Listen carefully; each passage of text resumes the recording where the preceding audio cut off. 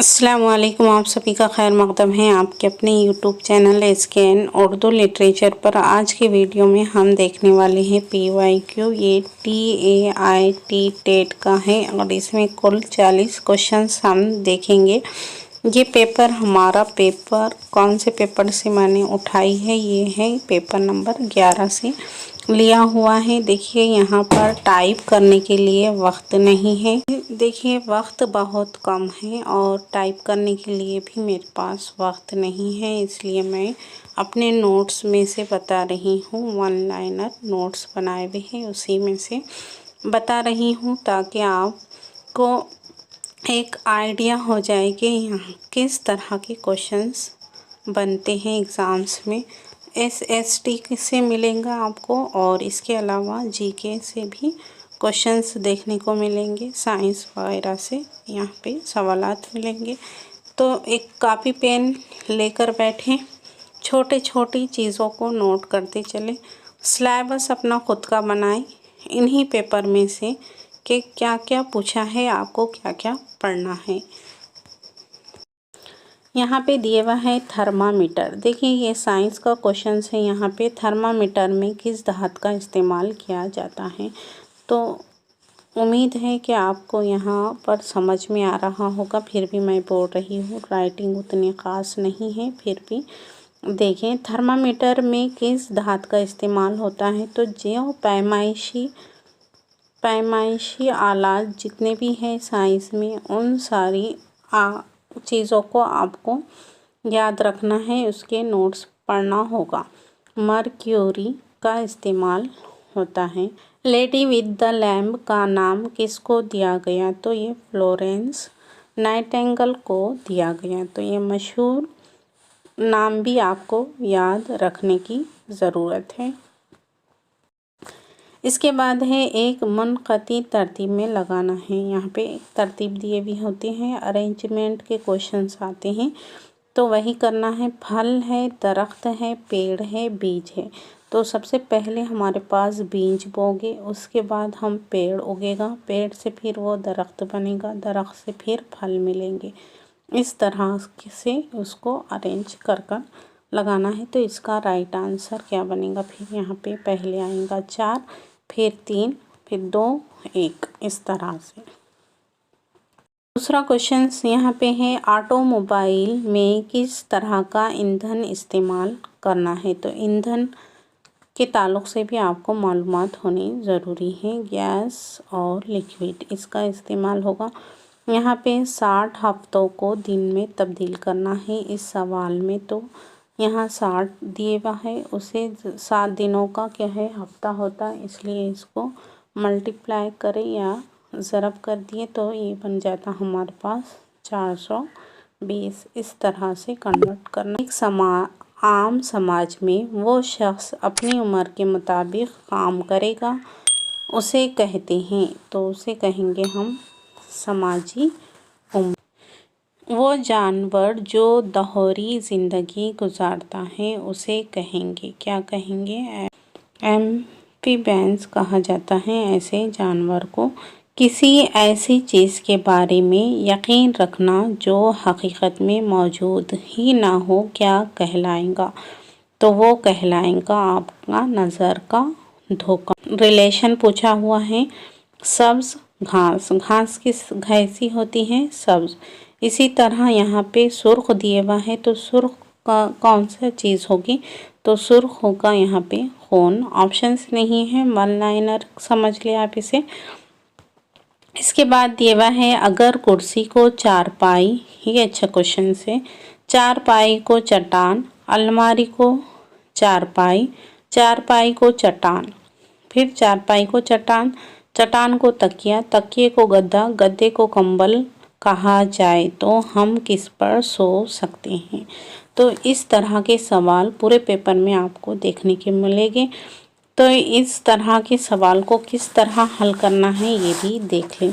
तो सबसे पहले आप लिखते चलें, यहाँ वन साइड लिख लें कुर्सी, कुर्सी बोला तो कुर्सी को क्या बोला इसने, चारपाई। मैं थोड़ा लिख रही हूँ। फिर दिया है चारपाई, चारपाई को इसने क्या बोला, फिर चट्टान बोला, चारपाई को ने चट्टान बोला। फिर बाद में यहाँ पे दिया हुआ है अलमारी, अलमारी यहाँ डाल दे। अलमारी को इसने क्या बोला, चारपाई बोला। अलमारी को भी चारपाई बोला। फिर चारपाई को फिर क्या बोला इन्हें, चटान बोला। चारपाई यहाँ लिख लें, फिर इसको चटान बोला इस तरह से। फिर चटान को क्या बोला यहाँ पे, तकिया बोला। क्या बोला, तकिया। तकिए को फिर इसने क्या बोला, गद्दा। तकिए को बोला गद्दा। यहाँ पे गद्दा लिख लें। फिर दिए हुआ है यहाँ पे गद्दे को क्या, कंबल। तो यहाँ पे लिख लेंगे हम तकिया। तकिए को बोला है कंबल। फिर बोला कि हम किस पर सोते, हम किस पर सोते, चारपाई पर। तो यहाँ पे चारपाई को उसने क्या कहा, वो आंसर हमारा होगा। तो चारपाई को यहाँ पे बोल रहा है नहीं, चटान। तो वही आंसर होगा। यहाँ पे दो जगह दिए हुए हैं चारपाई, और दोनों भी जगह ऑप्शंस में यहाँ पे क्या है, चटान चटान है। तो चारपाई चटान होगी। इस तरह से हल करना है। ये यहाँ पे समझ में नहीं आ रहा, फिर भी आप अपने तौर पर इसे अच्छे से कर लें। इसे विक्टर क्वांटिटी नहीं है, रफ्तार, हरकत, डिस्प्लेसमेंट और टार्क। तो रफ्तार यहाँ पे इसका राइट आंसर होगा। अब यहाँ पे ज़मीन पर सबसे लंबी नदी कौन सी होगी। तो नदियों के बारे में आपको मालूम होना चाहिए। नदियों की लंबाई भी मालूम होनी चाहिए, चौड़ाई के लिहाज से भी मालूम होना चाहिए। इसके अलावा नदियों के किनारे बसे शहर भी हमें मालूम होना चाहिए, और नदियों से और निकलने वाली छोटी छोटी नदियाँ भी मालूम होनी चाहिए। तो ज़मीन पर सबसे लंबी नदी है नील नदी। मंदरजा झैल में से सबसे बड़ा परिंदा कौन सा है बताना है। तो मोर है, शुतुरमुर्ग है, या कीवी है, और शाहीन है। तो सबसे बड़ा परिंदा क्या है, शुतुरमुर्ग ही है, ये सबसे बड़ा। इसकी लंबाई होती है 6 से 8 फीट। इसका कद होता है कितना है, 6 से 8 फीट तक का कद होता है। और इसका वज़न कुल 100 से 150 किलोग्राम होता है। और इसके बाजू या पंख, ये बात याद रखें कि इसके जो बाजू और पंख होते हैं वो बिल्कुल क्या है, कमज़ोर होते हैं। और इसके उड़ने की रफ्तार भी क्या है, 30 से 35 मील फी घंटा ही होती है। और मादा जो शुतुरमुर्ग रहते वो 10 से 12 अंडे देते हैं, और एक अंडे का इनके वज़न होता है 1.5 किलोग्राम। ये और सबसे वज़नी अंडा होता है ये।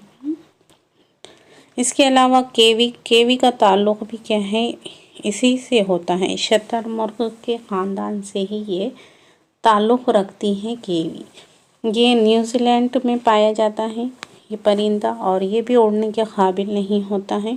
दूसरा ये याद रखें कि ये न्यूजीलैंड का कौमी निशान भी है ये परिंदा। और जसामत के लिहाज के एतबार से भी ये अपने ख़ुद की जसामत के लिहाज से बड़ा अंडा देता है, और इसकी दुम भी नहीं होती। और ये रात होने के बाद ही निकलते हैं, और इनकी ग़िज़ा है कीड़े मकोड़े होते हैं। इनकी ग़िज़ा रात में ये शिकार करते हैं, और शिकार ना मिलने पर बारिश की वैसी आवाज़ निकालते हैं, जिससे क्या है, कीड़े मकोड़े बारिश हो रही बोलकर बाहर निकलते और ये उसका शिकार कर लेते हैं। ज़मीन के मरकज़ में जिस्म का वज़न, ज़मीन के मरकज़ में जिस्म का वज़न होता है 0। फिर यहाँ पे दिए हुआ है 16वां क्वेश्चन, बनफशी का वही ताल्लुक़ लाल के साथ है जो नीले का डैश के साथ है। तो नीले का ताल्लुक़ किसके साथ होगा, तो येलो के साथ होगा, ये याद रखें। उसके बाद यहाँ डिजिटल कंप्यूटर में तारीख़ और प्रोग्राम को कोड तैयार करने के लिए क्या इस्तेमाल करना है, सेमीकंडक्टर, डेसिमल, रैम या फिर बाइनरी। तो यहाँ पे बाइनरी का इस्तेमाल होता है। अब ये भी याद रखें कि यहाँ पे आबादी के लिहाज से हिंदुस्तान का दूसरा नंबर है, और ये याद रखें कि आबादी के लिहाज से यहाँ पे दिए हुआ है। इसके अलावा फसलों के लिहाज से भी और दीगर चीज़ों के लिहाज से हमारे हिंदुस्तान का कितनावां नंबर है, ये भी याद रखना ज़रूरी है। इंसानी आँख से पोशीदा चीज़ों को हम किसकी मदद से देख सकते हैं? तो यहाँ पे है एक्सरे के तहत। पानी का कीमियाई नाम क्या है बताना है। पानी के कीमियाई अज़ा क्या है? H2O यानी हाइड्रोजन और ऑक्सीजन। इस तरह का सवाल बना है तो आपको यहाँ पे भी याद रखने की ज़रूरत है इनके कीमियाई नाम। पार्लियामेंट में अमन बरकरार रखने के लिए हतमी ताकत यानी फाइनल पावर किसके पास होता है? तो वो पावर होता है स्पीकर के पास होता है। अकल दाढ़ है। अब अकल दाढ़ क्यों? पहला दाढ़ होता है, 8वां होता है, तीसरा होता है। तो अकल दाढ़ जो है वो तीसरा दाढ़ होता है। इसके बाद यहाँ पे है इको मार्क किस हिंदुस्तानी प्रोडक्ट को दिया? इको मार्क जो दिया जाता है वो किस हिंदुस्तानी प्रोडक्ट को दिया जाता है? तो माहौल के मुताबिक हो उसे दिया जाता है। समाजी तश्कील और राब्ते में परेशानी की वजह क्या है? तो ज़हनी कैफियत होती है जो अपने अर्द गिर्द क्या हो रहा है गिर्द व पेश में ये इन्हें मालूम नहीं रहता और बैरूनी दुनिया से भी राब्ता नहीं होता, जिसकी वजह से इंसान ज़हनी कैफियत का शिकार होता है।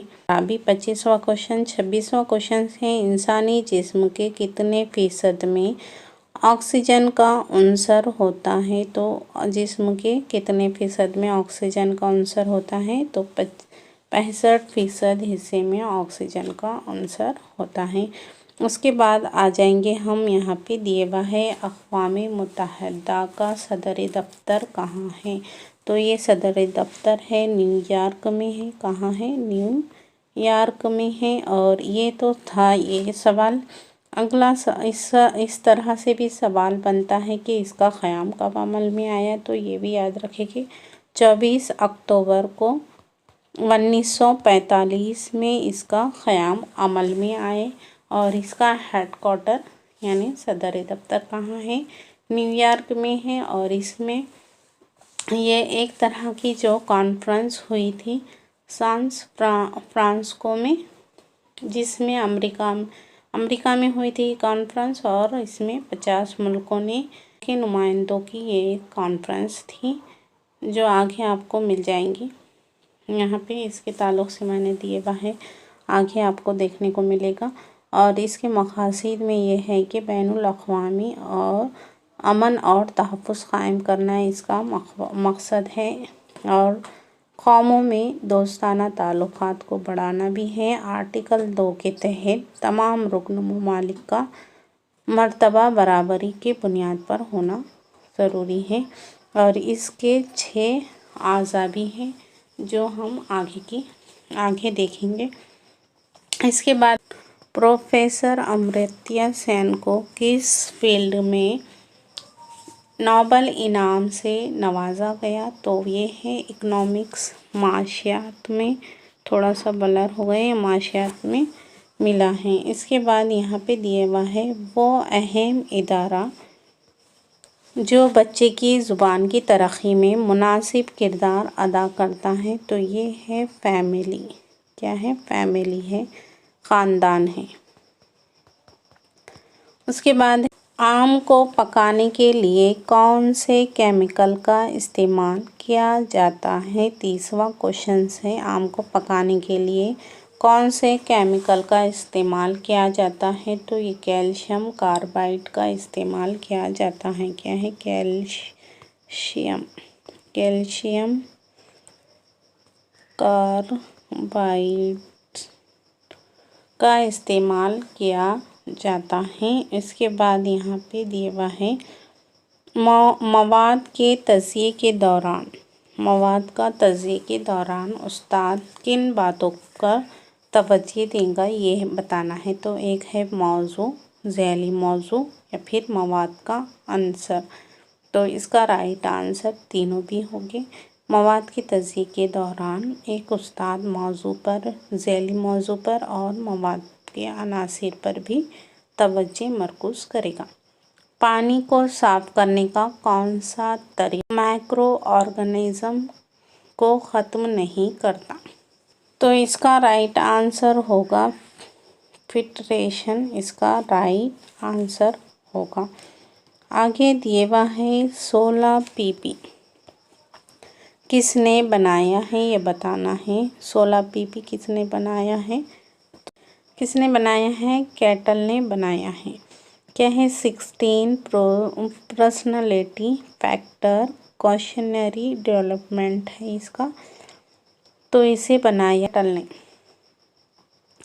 आगे दिए हुआ है यहाँ पे CIE ज़बानी ग्रुप टेस्ट बराए ज़हानत के ज़रिए ज़हानत को मतलब डेवलप किसने किया, ये बताना है। ये किसने बनाया, ये बताना है आम इसमें।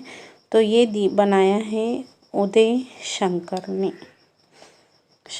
इसके बाद है किस परिंदे की आँख उसके दिमाग से भी ज़्यादा दिमाग से बड़ी होती हैं? शुतुरमुर्ग। तो इसका राइट आंसर होगा शुतुरमुर्ग। अब 31वां सवाल देख लें। अंदरूनी तरग़ीब क्या किसे मिलेंगी? मुस्बत से, मनफी से, ऊपर या मुस्बत या मनफी से, या इनमें से कोई नहीं। तो अंदरूनी तरग़ीब जो मिलती है मुस्बत से मिलती हैं। यहाँ पे हरा रंग, हरा क्या है? ये रंग है। इसी तरह यहाँ पे चोटी दिए हुए हैं, तो चोटी एक क्या है? कीड़ा मकोड़ा है चोटी। इस तरह से बायोगैस का खाम माल क्या है? गाय का गोबर है। इनमें से कौन सा ज़र्रा मनफी चार्ज होता है, यानी उसके ऊपर मनफी लगा होता है, मुस्बत और मनफी? तो यहाँ पे दिया हुआ है प्रोटॉन, न्यूट्रॉन और इलेक्ट्रॉन है, ये मनफी चार्ज है। अब बेजोड़ बताना है, तलाश करना है। तो बेजोड़ में देखिए यहाँ पे दिया हुआ है सैंडल, सॉक्स, शूज़। तो ये सारे एक ही जोड़ के हैं और सिर्फ नेकलेस अलग है, तो इसका राइट आंसर वही होगा, नेकलेस। 41वां क्वेश्चन यहाँ दिया है गुड नाइट मून किसने लिखा? तो ये लिखा था मार्गरेट ब्राउन ने लिखा था। मार्गरेट ब्राउन ने ये गुड नाइट मून लिखा था। तो यूनाइटेड नेशन देख ले, ये 24 अक्टूबर 1945 को हुआ। और इसके बाद यहाँ पे 6 आज़ा देख ले इसकी। ऐसा जनरल असम्बली, सलामती कौंसिल, इक़्तिसादी समाजी कौंसिल, और ये सरप्रस्त कौंसिल, और बैनुल अक़वामी अदालत और इंसाफ और सेक्रेटरीट है यहाँ पे। इसके बाद है यहाँ इसे जनरल असम्बली को दूसरा नाम दिया हुआ है अक़वाम मुत्तहिदा के उमूमी मजलिस भी कहा जाता है। और इसमें हर रुकन ममालिक असम्बली में 5 नुमाइंदों को भेज सकता है और इसका इंतखाब मुल्क खुद करता है। फिर सलामती कौंसिल को सेक्रेटरी कौंसिल भी कहा जाता है। ये सबसे अहम उज़ू होता है यहाँ का। और इसमें अरकान हैं 15 अरकान होते हैं, जिनमें 5 मुस्तकिल हैं। कौन कौन से हैं अरकान? तो एक है फ्रांस, दूसरा है रूस, तीसरा है बरतानिया, और चौथा है चीन, और 5वां है अमेरिका। ये मुस्तकिल हैं। तो ये थे हमारे कुछ क्वेश्चंस। उम्मीद करती हूँ कि आपको पसंद आए होंगे। वीडियो अगर पसंद आए तो इसे लाइक करें। चैनल पर अगर नए हैं तो चैनल को सब्सक्राइब करें। बाजू बेल आइकन पर प्रेस भी कर दें ताकि जब भी न्यू वीडियो अपलोड हो नोटिफिकेशन सबसे पहले आप ही को मिले। फिर मिलेंगे इंशाल्लाह किसी और वीडियो के साथ। तब तक के लिए खुदा हाफिज़। इंशाल्लाह अगली वीडियो में हम देखेंगे जमात बंदी क्लासिफिकेशन।